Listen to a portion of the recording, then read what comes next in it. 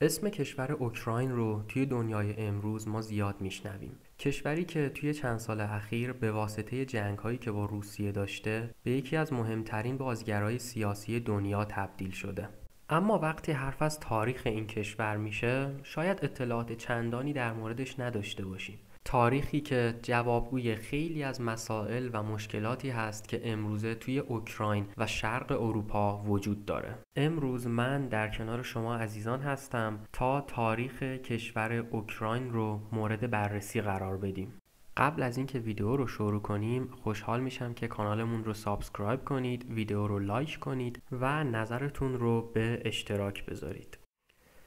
در هزاره‌های پیش از میلاد اقوامی ایرانی تبار به اسم سیمری‌ها یا کیمری‌ها، سکاها و سارمات‌ها به منطقه‌ای که ما امروزه تحت عنوان اوکراین میشناسیم مهاجرت کردند و اولین اقوامی بودند که به صورت متمدن توی این منطقه زندگی کردند.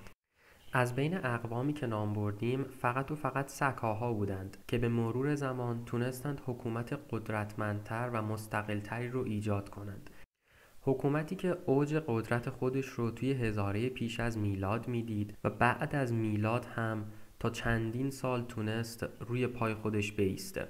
سکاها به قدری قدرتمند بودند که میتونستند با بزرگترین امپراتوری‌های زمان خودشون بجنگند و حتی در مواردی اونها رو شکست بدند. امپراتوری‌هایی مثل هخامنشیان، اشکانیان، یونانیان، امپراتوری روم و بعد از اون روم شرقی و روم غربی.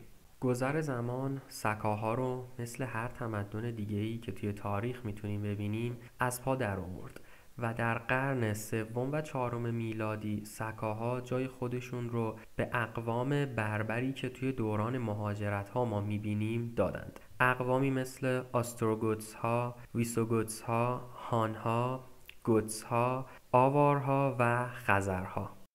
از اوایل سال 700 میلادی اقوامی که توی شمال اروپا زندگی می‌کنند که ما امروزه اونا رو تحت عنوان وایکینگ ها یا سوئدی ها میشناسیم شروع کردند به مهاجرت کردن و یورش بردن به سمت اروپای شرقی و حتی پایینتر از اروپای شرقی به دریاهایی که ما اونا رو تحت عنوان دریای سیاه یا دریای خزر میشناسیم. هدف از این یورش‌ها و تهاجم‌ها مثل خیلی از یورش‌ها و تهاجم‌هایی که توی تاریخ رخ داده به دست آوردن ثروت، برده و خیلی مسائل دیگه هست. اما به مرور زمان این مناطق به چشم سوئدی‌ها و وایکینگ‌ها خوش اومد و تصمیم گرفتند که توی این مناطق زندگی کنند و ساکن بشند. اما یه مشکلی وجود داشت. مشکل این بود که اون منطقه توسط یکی از اقوام بربری که قبلتر نام بردیم به اسم خزرها اداره میشد و خزرها هم به چشمشون خوش نمی اومد که وایکینگ ها توی اون منطقه زندگی کنند و تا چندین سال درگیری ها و مشکلات زیادی بین خزرها و اون مهاجران شمالی وجود داشت تا اینکه سرانجام توی سال 882 میلادی جنگی بین خزرها و وایکینگ ها شکل گرفت که نتیجه اون پیروزی وایکینگ ها و پادشاه اونها پرنس اولگ یا پرنسس اولگ بود.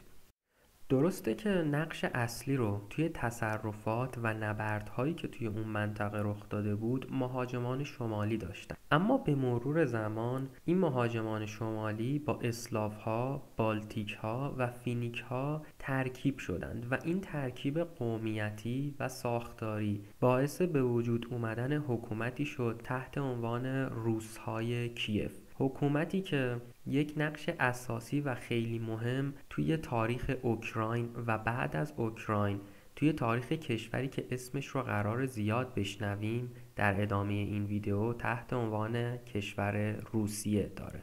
برای مثال اگه به اسم همین حکومت هم توجه کنید متوجه میشید که از دو بخش تشکیل شده. بخش اول که کلمه روس باشه در ادامه ماجرا تشکیل دهنده اسم کشورهایی مثل روسیه و بلاروس هست و بخش دوم هم که کیف باشه اسم یکی از مهمترین شهرهایی که تاریخ اروپای شرقی به خودش دیده رو نمایان میکنه، شهری که به گفته خیلی از تاریخدانها مادر شهرهای روسی شناخته میشه و به جرئت میشه گفت که اهمیت این شهر به اندازه اهمیت‌های شهرهایی مثل مسکو و سن پترزبورگ هست. حکومت روس کیف مثل خیلی از حکومت‌هایی که تاریخ به چشم خودش دیده فراز و نشیب‌های زیادی داشته، اما دوران اوج حکومت روس کیف توی دوران حکومت ولادیمیر کبیر هست. ولادیمیر کسی بود که مرزهای جغرافیایی روس کیف رو به اوج خودش رسوند، ولی مسئله‌ای که در مورد حکومت ولادیمیر مهم هست این نیست، بلکه یه مسئله خیلی مهمتر و با ارزشتر وجود داره. ولادیمیر دین مردم روس کیف رو از کافر بودن یا پیگنیسم تغییر داد به مسیحیت. چه شاخه‌ای از مسیحیت؟ مسیحیت ارتدوکس. همین مسئله باعث به وجود اومدن یه بخش بسیار مهم و با ارزش فرهنگ مردم اوکراین امروزی و روسیه شده. مسئله‌ای که توی تاریخ اوکراین و روسیه باعث به وجود اومدن جنگ‌ها و صلح‌های بسیاری شده. حکومت ولادیمیر کبیر توی سال 1015 میلادی به پایان میرسه و بعد از اون روس کیف دوران افول خودش رو تجربه میکنه تا اینکه در سال 1223 روس کیف هم مثل خیلی از حکومت‌هایی که توی شرق و جنوب خودش بوده مورد حمله و یورش مغول‌ها قرار میگیره و سرنوشت روس کیف هم سرنوشت مشابهی بوده که بقیه حکومت‌ها و کشورها تجربه کردند و همه اونها توسط مغول‌ها شکست خوردند.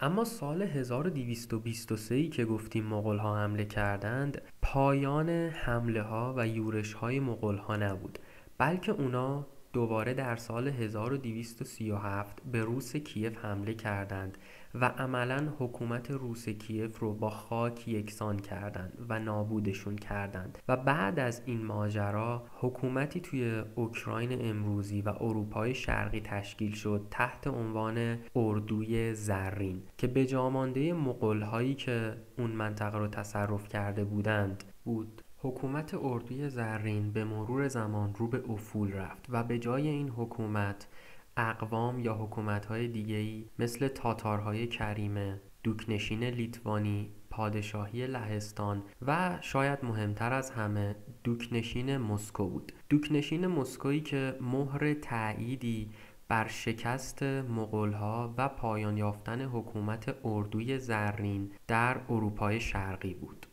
اسم چند حکومت رو گفتیم، ولی حالا بررسی کنیم ببینیم کدوم یکی از این حکومت‌ها بر اساس جغرافیایی توی اوکراین امروزی حکومت می‌کردند. اول از همه مردم تاتار اون منطقه رو بررسی می‌کنیم. مردمی که بعداً حکومت خانات کریمه رو تشکیل دادند. مردمی که در واقع میشه گفت به جا مانده مغول‌ها در همون منطقه بودند. منطقه‌ای که زیر نظر تاتارها بود، همینطور که از اسم حکومتشون هم مشخصه، شبه جزیره کریمه و مناطق شمالی اون بوده. غرب اوکراین امروزی عموماً به دست دوکنشین لیتوانی و پادشاهی لهستان بوده. شرق و شمال اوکراین امروزی هم به دست دوکنشین مسکو بوده. خب اسم 4 حکومت رو نام بردیم، ولی سوالی که برامون به وجود میاد اینه که پس تکلیف خود اوکراین چی میشه؟ توی اون تایم اوکراین حکومت مستقلی داشته یا نه؟ جواب سوالی هست که اوکراین تا مدت زیادی حکومت مستقل نداشته. با جزئیات بیشتر بخوایم توضیح بدیم، از سال 1240 که حمله مغول‌ها پادشاهی یا حکومت روس کیف رو از بین برد تا 1648 که قیام خملنسکی رخ داد، اوکراین حکومت مستقل نداشته. اما وقتی که حکومت اردوی زرین تمام میشه، گذر زمان وقایعی رو رقم میزنه که باعث به وجود اومدن افرادی تحت عنوان قزاق یا کازاک یا کوساکس میشه که این افراد اجداد افرادی هستند که ما اونا رو تحت عنوان اوکراینی ها توی دنیای امروز میشناسیم و الان به وقایعی که از پایان حکومت اردوی زرین تا شروع قیام بوگدان خملنسکی رخ میده میپردازیم. اول از همه در مورد اسم قزاق‌ها یکم حرف بزنیم و این مسئله رو بررسی کنیم. اسم قزاق رو ما زیاد شنیدیم، ولی وقتی که کلمه قزاق رو میشنویم کجا به ذهنمون میاد؟ کشور قزاقستان. پس ربط کشور قزاقستان و اوکراین چیه؟ اصلا به هم ربطی دارند؟ جواب سوال اینه که هیچ ربطی به هم دیگه ندارند و اشتباهی که ما توی برداشت هامون میکنیم به خاطر اشتباهیه که سر نامگذاری ما داشتیم. قزاق هایی که توی قزاقستان هستند رو به عنوان کازاک میشناسند و قزاق هایی که توی اوکراین هستند رو به عنوان کاساک میشناسند یا کوساک. ولی توی زبان فارسی به جفت این افراد قزاق گفته میشه. خب حالا که بحث قزاق به راهه، بذارید یه سوالی رو مطرح کنیم. تاریخ ایران رو که بررسی میکنیم متوجه میشیم که توی دوره قاجاریه یه ارتشی تشکیل شده بود تحت عنوان ارتش قزاق‌ها. خب منظور از قزاق‌های قزاقستان یا قزاق‌های اوکراین؟ به جواب این سوال آخر ویدیو قطعاً خواهید رسید بعد از توضیحاتی که در مورد این داستان خواهم داد. از اونجایی که این ویدیو در مورد تاریخ اوکراین هست و ما داریم در مورد اوکراین حرف میزنیم، پس از اینجا به بعد این رو بدونید که هر وقت از کلمه قزاق استفاده کردم منظور من قزاق‌های اوکراین هست، نه قزاق‌های قزاقستان. در مورد اسم قزاق‌ها حرف زدیم، ولی حالا بیایم در مورد خودشون حرف بزنیم، در مورد اصالتشون. بحثی که هست اینه که تعریف کردن قزاق‌ها هم سختی‌های خودشو داره، چون قزاق‌ها توی تایم‌های مختلفی توی تاریخ هم قهرمانای ملی بودند، هم دزد و راهزن. نکته بعدی اینه که قزاق‌ها از یک قوم و یک ملیت تشکیل نشدند، بلکه قزاق‌ها از چندین ملیت و چندین قوم تشکیل شدند. خب سوالی که به وجود میاد اینه که دلیل این همه تناقض برای قزاق‌ها چیه؟ الان با توضیحاتی که میدم به جواب این سوال میرسیم. یکم قبلتر توضیح دادم که جایی که ما امروزه تحت عنوان اوکراین میشناسیم بین 4 حکومت تقسیم شده بود: دوکنشین مسکو، خانات کریمه، دوکنشین لیتوانی و پادشاهی لهستان، که دوکنشین لیتوانی و پادشاهی لهستان بعدها حکومتی رو تشکیل دادن تحت عنوان مشترک المنافع لهستان لیتوانی. خب حالا که دوباره در مورد حکومتایی که اونجا بودند حرف زدیم، یه سوال خیلی مهم رو بپرسیم: آیا توی کشور اوکراین امروزی توی تمام مناطقش مردم سکونت داشتند و زندگی می‌کردند؟ جواب این سوال نه هست. چرا؟ چون که اوکراینی که توی اون زمان ما میشناسیم اوکراینی بوده که دشتای خیلی بزرگی داشته و قابل سکونت نبوده. به خاطر همین حکومت‌های اون زمان نمیتونستن مردمشون رو اونجا سکونت بدن و شهرسازی انجام بدن. همین مسئله باعث میشه که تا یه مدتی اون مناطق خالی از سکنه باشه. اما نکته اینجاست که تا یه مدتی و بعد از گذر زمان اونجا هم ساکنین خودش رو پیدا میکنه. ساکنین این مناطق چه افرادی بودند و چرا اونجا زندگی میکردند؟ این افراد کسایی بودند که زندگی سخت و دشوار ولی آزادانه توی اون دشت‌ها رو ترجیح میدادند به زندگی که زیر بار ظلم و ستم که تحت نظر دوکنشین مسکو و پادشاهی لهستان لیتوانی بوده. همین افراد قزاق‌ها رو تشکیل میدادند. قزاق‌هایی که از چندین قوم و چندین ملیت بودند، چون که افرادی که به اون مناطق فرار می‌کردند طبیعتاً از یک قوم و ملیت نبودند و همین باعث می‌شد که قزاق‌ها زبان‌ها و قومیت‌های مختلفی داشته باشند و برای برقراری ارتباط با یکدیگه تا حدودی به مشکل بخورند. نکته دیگه این هست که قزاق‌ها برای زندگی چیکار می‌کردند اونجا؟ قزاق‌ها به واسطه زندگی و شرایط سختی که توی اون مناطق داشتند تبدیل شده بودند به یکی از سرسخت‌ترین افراد زمان خودشون.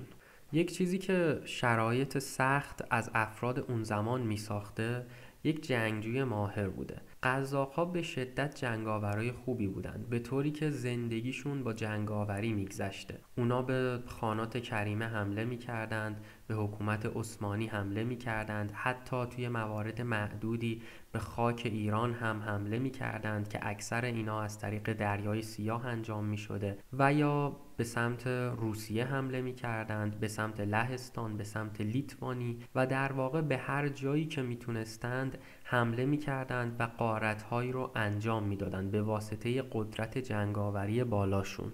به مرور زمان قزاق‌ها شروع به شهرنشینی و آغاز تمدن هم کردند و تصمیم گرفتند که شهرهای مختلفی رو بسازند و توی شهرها زندگی کنند. با همه توصیفایی که در مورد قزاق‌ها داشتیم، یه مسئله‌ای رو فراموش نکنیم که قزاق‌ها توی این تایمی که داریم ازش حرف میزنیم مستقل نبودند، بلکه یاغی‌هایی بودند توی حکومت روسیه و توی مشترک المنافع لهستان لیتوانی. به این دلیل که قزاق‌ها توی بخشی از روسیه و مشترک المنافع لهستان لیتوانی بودند، این دو کشور تصمیم گرفتند که قزاق‌ها رو استخدام کنند و یه سری امتیازاتی به اونها بدند، مثل ندادن مالیات و تأمین صلح و آرامششون. و از اون طرف قزاق‌ها هم مأمور بودند که از حمله تاتارها و خانات کریمه به روسیه و لهستان لیتوانی جلوگیری کنند. در واقع قزاق‌ها مثل یه دژی تبدیل شده بودند برای لهستان لیتوانی و روسیه. حالا که با قزاق‌ها بیشتر آشنا شدید، متوجه یه موضوعی شدید، اینکه قزاق‌ها زیر بار ظلم و ستم نمی رفتند و به خاطر همین توی تاریخ خودشون بارها و بارها قیام‌های مختلفی رو بر علیه روسیه و بیشتر از اون بر علیه لهستان لیتوانی انجام می‌دادند. اما همه اون قیام‌ها با شکست مواجه شده بود، تا اینکه یکی از مهمترین قیام‌های تاریخ اوکراین رخ داد. قیام بوهدان خملنسکی. خملنسکی از فرماندهان ارتش لهستان بود، اما با یکی از سران ارتش لهستان به یه مشکلی میخوره و اون سرکرده ارتش تصمیم میگیره که برای تنبیه خملنسکی مال و اموال اون رو به آتش بکشه و خانواده‌اش رو هم دستگیر کنه. خملنسکی از این موضوع به شدت ناراحت بوده و تصمیم میگیره که به قزاق‌ها روی بیاره. به واسطه قدرت سیاسی و قدرت فرماندهی و جنگاوری بالایی که خملنسکی داشته، توی سال 1648 به عنوان فرمانده قزاق‌ها انتخاب میشه و اولین اقدامی که خملنسکی انجام میده اینه که با تاتارها و خانات کریمه متحد میشه و لشکرکشی بزرگی رو بر علیه لهستان انجام میده و عملاً قیام خودش رو شروع میکنه. خملنسکی موفق میشه که توی 2 جنگ مشترک المنافع لهستان لیتوانی رو شکست بده و پادشاه اونها که جان دوم یا جان کازمیر دوم بوده رو مجبور میکنه که قراردادی رو امضا کنه و طی اون قرارداد اوکراین به عنوان یک کشور مستقل در اروپای شرقی فعالیت کنه و دیگه زیر نظر مشترک المنافع لهستان لیتوانی یا روسیه نباشه. خب خبر خوب برای قزاق‌ها و اوکراینی‌ها این بوده که دیگه استقلال خودشون رو پیدا کرده بودند و از این به بعد میتونستند کاملا آزادانه و با افتخار کامل به زندگی و حکومت خودشون ادامه بدند. اما خبر بد برای قزاق‌ها این بوده که منطقه‌ای که اونا توش زندگی می‌کردند منطقه به شدت آسیب پذیری بوده، چرا که هم توسط خانات کریمه، هم روسیه و هم لهستان لیتوانی احاطه شده بوده و هر لحظه احتمال اینکه توسط یکی از اونها مورد هجوم و حمله قرار بگیرند وجود داشته. زمان یکم میگذره و شرایط برای فرمانده قزاق‌ها که خملنسکی باشه بدتر از اون چیزی میشه که فکرش رو میکرده، چرا که خانات کریمه اتحادی که با قزاق‌ها داشتند رو به هم میزنند. مجموعه این مسائل باعث میشه که خملنسکی تصمیم بگیره که قراردادی رو با روسیه امضا کنه و از اون زمان به بعد زیر نظر روسیه باشه و اسم این قرارداد هم بوده قرارداد پریاسلاو. خیلی از مورخا و تاریخدانا اون قرارداد رو برای اوکراین یکی از ننگین ترین قراردادهای تاریخشون میدونن، چرا که از اون تایم به بعد اوکراین رسما زیر نظر روسیه بوده و استقلال خودش رو از دست داده بوده. اما خیلی زمان نمیگذره که مشترک المنافع لهستان لیتوانی از این مسئله به شدت ناراحت میشه و جنگی رو بر علیه روسیه شروع میکنه، جنگی که باعث کشته شدن هزاران نفر میشه و نتیجه جنگ هم این میشه که مرزهای روسیه و لهستان لیتوانی به دوران قبل خودش برمیگرده و قزاق‌ها بین روسیه و لهستان لیتوانی تقسیم میشن. اما توی دو خاک دو کشور دو سرنوشت متفاوت داشتن، چرا که توی خاک روسیه اوضاع بهتری داشتن، اما توی خاک لهستان لیتوانی به واسطه مشکلی که از لحاظ فرهنگی و دینی باهاشون داشتند اونا رو قتل عام میکنن و به شدت اذیتشون میکنن. بعد از تقسیم قزاق‌ها بین روسیه و لهستان، قیام‌های دیگه‌ای مثل قیام رازین و پوگاچف هم رخ میده که سرنوشت اون قیام‌ها هم مثل قیام‌های قبل از قلمنتسکی بوده و با شکست مواجه میشه. سرنوشت مردم قزاق و کشور اوکراین از سال 1700 میلادی تا انقلاب بلشویکی که توی 1917 رخ داد گره خورده به سرنوشت کشور روسیه. توی این تایم قزاق‌ها به واسطه قدرت جنگاوری خوبی که داشتند میتونند بدنه اصلی ارتش روسیه رو تشکیل بدن و توی نبردهایی که طی این 200 سال رخ میده نقش خیلی مهمی رو ایفا کنند. لشکرکشی ناپلئون بناپارت به روسیه و بعد از اون شکست ناپلئون یکی از معروفترین مثالهایی است که میتونیم برای تأثیر قزاق‌ها توی ارتش روسیه بزنیم. قزاق‌ها به واسطه استعداد خیلی خوبشون توی راهزنی و نبردهای پارتیزانی تونستند که ضربات سنگینی رو به لشکر ناپلئون وارد کنند و ناپلئون انقدر از دست قزاق‌ها آسیب بوده و تأثیر اونها رو اونقدری جدی میدونسته که گفته بوده اگر به من 10,000 قزاق بدهید میتونم کل دنیا رو فتح کنم. با این حال که قزاق‌ها و اوکراینی‌ها در خدمت ارتش روسیه بودند، اما روس‌ها با اوکراینی‌ها و قزاق‌ها رابطه خوبی نداشتند. دلیلش این بوده که توی اوکراین ملیت‌گرایی و میل به آزادی رشد کرده بود و روسیه این مسئله رو یه تهدید برای خودش میدید و میدونست که مردم قزاق اگر با همدیگه متحد بشند چقدر میتونند خطرناک باشند. به همین واسطه دولت روسیه اقداماتی رو برای جلوگیری از رشد قزاق‌ها و اوکراینی‌ها ترتیب داد. یکی از این اقدامات ممنوعیت آموزش زبان اوکراینی توی مدارس در اوایل قرن 19 بود. اقدام بعدی ممنوعیت چاپ آثار اوکراینی در اواخر قرن 19 بود. و در آخر یکی از غیر انسان دوستانه ترین اقداماتی که دولت روسیه بر علیه اوکراینی ها توی اون زمان انجام داد مهاجرت اجباری بود که برای اونا به سمت شرق روسیه ایجاد کرده بود و همین مهاجرت باعث پراکندگی اوکراینی ها و عدم اتحاد اونا می شد. این شرایط نابسامان و بد ادامه پیدا میکنه و تا اینکه زمان انقدری میگذره تا اینکه کشور اوکراین و مردمش خودشون رو توی یکی از مهمترین و تأثیرگذارترین زمانهای تاریخ خودشون و تاریخ دنیا میبینن. از سال 1914 تا 1920 دو واقعه مهم توی شرق اروپا و کل دنیا رخ میده که اوکراینی ها درگیر هر دو مسئله بودند. مسئله اول جنگ جهانی اول یا جنگ بزرگ و مسئله دوم انقلاب بلشویکی. توی جنگ جهانی اول مردم اوکراین به دلیل پراکندگی که داشتند خودشون رو توی دو جبهه می‌دیدند. جبهه اول طرفی که سمت روسیه بود و جبهه دوم طرفی که سمت اتریش مجارستان بود و توی این جنگ جهانی اوکراینی ها نه تنها در کنار هم بلکه در مقابل هم می جنگیدند و همدیگر رو می کشتند.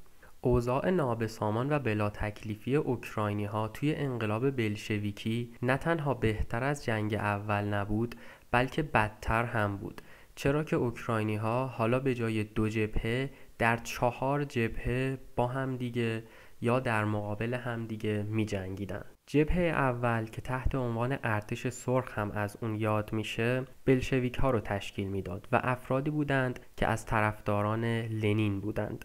جبهه دوم یا ارتش سفید ضد بلشویک بوده و معمولاً افراد دولتی و ماموران دولتی این ارتش رو تشکیل میدادند. جبهه سوم ارتش سیاه بوده که خواهان جامعه آنارشیست و بدون دولت بودند و در آخر جبهه چهارم که ارتش سبز هم از اونها یاد میشه مخالف تمامی دولت ها بودند. این اوضاع نابسامان برای اوکراین و مردمش کمی ادامه پیدا میکنه تا اینکه اوکراین بعد از چندین سال هرچند برای یه مدت کوتاه ولی دوباره میتونه روی یه دولت مستقل رو به خودش ببینه. دولتی که تحت عنوان شورای مرکزی اوکراین از اون یاد میشه و رهبری اون هم بر عهده میخائیل گروشسکی بوده. اما سرنوشت این دولت هم مثل دولتی که خملنسکی تشکیل داد خیلی کوتاه بود و این دولت توی جنگی که بین اوکراین و شوروی رخ داد از هم پاشید و شورای مرکزی اوکراین تبدیل شد به جمهوری شوروی سوسیالیستی اوکراین که یکی از 15 جمهوری تشکیل دهنده شوروی بود. اوکراین زیر نظر شوروی بود دیگه، ولی این مسئله باعث نمیشد که رابطه اونها رو با دولت مرکزی خوب کنه، چرا که ملیگرایی و میل به آزادی همیشه بخشی از فرهنگ مردم اوکراین بوده و این مسئله توی دولت شوروی هم ادامه داشته. یکی از اقدامات سهمگینی که دولت شوروی برای مقابله با اوکراینی ها انجام میده اینه که بین سالهای 1932 تا 1933 یک قحطی مصنوعی تحت عنوان هولودومور توی اوکراین امروزی ایجاد میکنه که این قحطی منجر به مرگ حدود 4 تا 10 میلیون اوکراینی میشه. بعد از قحطی هولودومور شرایط نابسامان و بد برای اوکراینی ها ادامه داشت و اونها خودشون رو توی اردوگاه‌های اجباری که استالین به راه انداخته بود می‌دیدند تا اینکه چشم اوکراینی ها و چشم مردم جهان به یکی از سهمگین‌ترین و خون‌آلودترین واقعه‌های دنیا باز شد: جنگ جهانی دوم. آلمان توی تاریخ 22 ژوئن 1941 به شوروی حمله کرد و اوکراین هم مستقیما درگیر جنگ جهانی دوم شد. خیلی طول نکشید که پای جنگ‌ها و نبردهایی که بین نازی‌ها و ارتش شوروی بود به پای خاک اوکراین هم کشیده شد. برای مثال توی نبرد کیف نزدیک به 600,000 سرباز روسی کشته یا دستگیر شدند. توی این نبردهایی که توی جنگ جهانی دوم رخ داد حدود 6 میلیون اوکراینی کشته شدند که 1.5 میلیون از این اوکراینی ها جمعیت یهودی اوکراین رو تشکیل میدادند. اما بحث جالبی که در مورد مردم اوکراین هست اینه که هر وقت اوضاع نابسامان برای اوکراین ایجاد میشد اونا شرایط رو مهیا میدیدند تا بتونند عقاید ملیگرانه و آزادی خواهانه خودشون رو گسترش بدن و اقداماتی در این زمینه ها داشته باشند. برای مثال توی جنگ جهانی دوم جنبش های مختلفی رخ داد که مردم مختلف اوکراین از اونها حمایت میکردند. در مواردی از این جنبش‌ها مردم اوکراین در کنار آلمانی‌ها بر علیه شوروی می‌جنگیدند. در مواردی برای شوروی در کنار آلمانی‌ها یا بی‌طرف و یا بر علیه هر دو. اما نکته‌ای که جالبه اینه که اوکراینی‌ها پای دشمنی‌های سیاسی و دینی خودشون رو هم به جنگ جهانی دوم و اوضاع خودشون باز میکنند، به طوری که اوکراینی ها دست به کشتار 100,000 لهستانی میزنند. جنگ جهانی دوم برای مردم دنیا و اوکراین تموم میشه و خرابی ها و مشکلات زیادی رو به بار میاره، به طوری که توی خود کشور اوکراین به تنهایی نزدیک به 700 شهر و 28,000 روستا به طور کامل تخریب شده بودند. اما مثل اینکه مشکلات دوست نداشتند دست از سر اوکراین بردارند و توی سالهای 1946 تا 1947 یک قحطی دیگه توی کشور اوکراین ایجاد شد و شرایط رو از چیزی که بد بود بدتر هم کرد. جنگ جهانی دوم و مشکلاتش و بعد از اون قحطی‌ها برای اوکراین به وجود میاد، اما تاریخ تصمیم میگیره که یکم هم از روی خوبش رو به اوکراین نشون بده. توی سال 1954 نیکیتا خروشچف که رهبر اون زمان شوروی بوده تصمیم میگیره که جزیره کریمه رو به اوکراین بده و بعدتر در سال 1964 تا 1982 شخصی که رهبری شوروی رو بر عهده داشته فردی بوده به نام لئونید برژنف، فردی که اصالت اوکراینی داشته و همین مسئله باعث میشه که روابط سیاسی اوکراین و روسیه بعد از سالها روی خوش به خودش ببینه و کمی بهتر بشه. دوران سیاست برژنف توی سال 1982 با مرگش به پایان میرسه و 4 سال بعد از اون یکی از فاجعه بارترین و بدترین وقایع تاریخ دنیا که تحت عنوان حادثه چرنوبیل یا بهتره بگیم فاجعه چرنوبیل از اون یاد میشه رخ میده.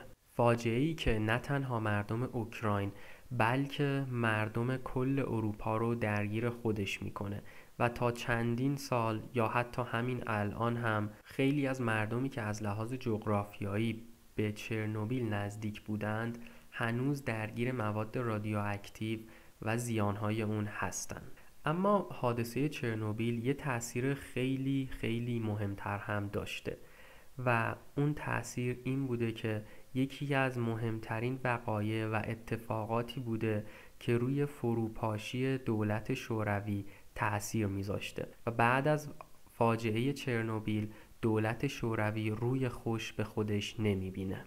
سرانجام تو سال 1991 دولت شوروی از هم میپاشه و تبدیل میشه به 15 جمهوری. 15 جمهوری که اوکراین یکی از اونها بوده و مردم اوکراین توی تاریخ 1 دسامبر 1991 یک رفراندومی رو تشکیل میدند و 92% مردم اوکراین به تشکیل دولت مستقل رأی میدند. اوکراین با اینکه از روسیه جدا شده بود اما هنوز وابستگی‌های خودش رو به روسیه داشت. یکی از مهمترین این وابستگی‌ها وابستگی اتمی بود، چرا که راکتورهای اتمی خیلی زیادی توی اوکراین بودند که فعالیت هم می‌کردند. اما مشکل برای اوکراینی‌ها این بود که کنترل این راکتورهای اتمی توسط روسی‌ها بود و مردم اوکراین و دولت مردان اونا نمیتونستند روی این راکتورها کنترل داشته باشند. نتیجه این ماجرا این بود که صنایع اتمی اوکراین به روسیه تحویل داده شد و اوکراین عاری از صنعت اتمی شد. یکم بیایم جلوتر و برسیم به سال 2010. همینطور که هممون میدونیم مسئله تنش بین روسیه و اوکراین یه مسئله کاملا عادیه و این دو کشور همیشه از لحاظ فرهنگی و سیاسی با همدیگه مشکل داشتند. ولی توی سال 2010 یا دقیق تر بخوایم بگیم 13 ژانویه 2010 اوکراین میاد و تعدادی از سران شوروی که توی قحطی هولودومور نقش داشتند رو به عنوان مجرم معرفی میکنه که همین مسئله باعث شروع تنش‌ها و درگیری‌های سیاسی زیادی بین اوکراینی‌ها و روسیه میشه و برای چندمین بار توی تاریخ اوکراین ملیت‌گرایی بین اوکراینی‌ها و زنده شدن خاطرات درگیری اونها با روس‌ها دوباره شکل میگیره. درگیری‌های اوکراین و روسیه توی فاز سیاسی و فرهنگی همیشه نمیمونه و مسئله‌ای که چندین بار توی تاریخ تکرار شده و همه ما هم این روزها با اون آشنا هستیم مسئله درگیری‌های نظامی این دو کشور هست. روسیه بعد از چندین سال توی سال 2014 دوباره درگیری‌های نظامی خودش رو با اوکراین شروع میکنه و به شهر دونباس و شبه جزیره کریمه حمله میکنه و برگ جدیدی از نبردهای نظامی رو بین این دو کشور شروع میکنه. این درگیری‌های نظامی همینطور که اطلاع دارید هنوز که هنوزه ادامه داره و یک روزی به اوج میرسه و روز دیگه کم میشه. دلیلی که خیلی هامون برای عدم پیروزی روسیه توی این نبردها میشناسیم اینه که اوکراین به ناتو و اتحادیه اروپا توی چند سال اخیر به شدت نزدیک شده و روسیه حملات سنگین و شدید رو بر علیه این کشور با دل و جرأت کامل هیچ وقت نمیتونه انجام بده، چون که از دخالت مستقیم آمریکا توی جنگ میترسه. اما حالا که به پایان این ویدیو رسیدیم و اطلاعات بیشتری در مورد مردم اوکراینی و فرهنگشون کسب کردیم، شاید متوجه یه سری نکات جدید هم شده باشیم در مورد نبردهایی که بین اوکراین و روسیه وجود داره. برای مثال مردم اوکراین که اکثرشون خودشون رو به جا مونده قزاق‌ها میدونند، کسایی نیستند که بخوان برای چندمین بار توی تاریخ زیر بار ظلم و ستم روس‌ها برند و این بار میخواند برای استقلال خودشون بجنگند، به یاد اجدادشون، به یاد اجدادی که خون خودشون رو دادند و اسم این سرزمین رو نگه داشتند، به یاد قزاق‌هایی که هرچند برای کشورهای دیگه به عنوان افراد غیر متمدن و راهزن به شمار میاند، ولی برای اوکراینی‌ها قهرمانان ملی و اسطوره‌هایی به یاد ماندنی هستند. خب قبل از اینکه بخوایم ویدیو رو به پایان برسونیم، بذارید جواب سوالی که وسط ویدیو مطرح کردیم رو بدیم. ارتش قزاقی که توی دوران قاجاریه توی ایران تشکیل شده بود، قزاق‌های قزاقستان بودند یا قزاق‌های اوکراین؟ تا الان قطعاً متوجه شدید که قزاق‌های اوکراینی هستند، چون که اونا بودند که به جنگاوری و قدرتشون مشهور بودند. اما داستان تشکیل این ارتش توی ایران چی بوده؟ ناصرالدین شاه توی سفری که به روسیه داشته، ارتش قزاق‌ها رو توی روسیه میبینه و از جنگاوری، نظم و قدرت اونا خوشش میاد و به مستشاران خودش دستور میده که ارتش مشابهی رو توی ایران تشکیل بدند و همین مسئله هم باعث میشه که ارتش قزاق بعدها توی ایران تشکیل بشه.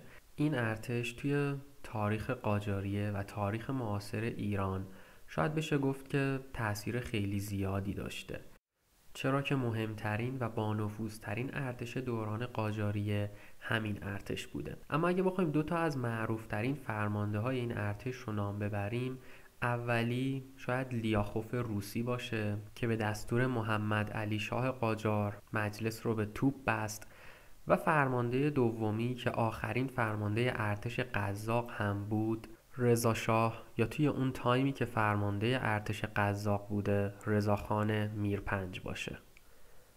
خب به پایان ویدیو رسیدیم. اگر کانالمون رو سابسکرایب نکردید حتما سابسکرایب کنید. اگر ویدیو رو دوست داشتید لایک کنید و نظرتون رو در مورد ویدیو حتما به اشتراک بذارید و علاوه بر اون نظرتون رو در مورد داستان‌های تاریخی و اشخاص تاریخی که دوست دارید بشنوید بذارید تا در آینده در این کانال، یعنی کانال توتال هیستوری، و در کنار شما عزیزان بحث‌های تاریخی جذابی رو بررسی کنیم و استفاده کنیم. روز خوش، بدرود.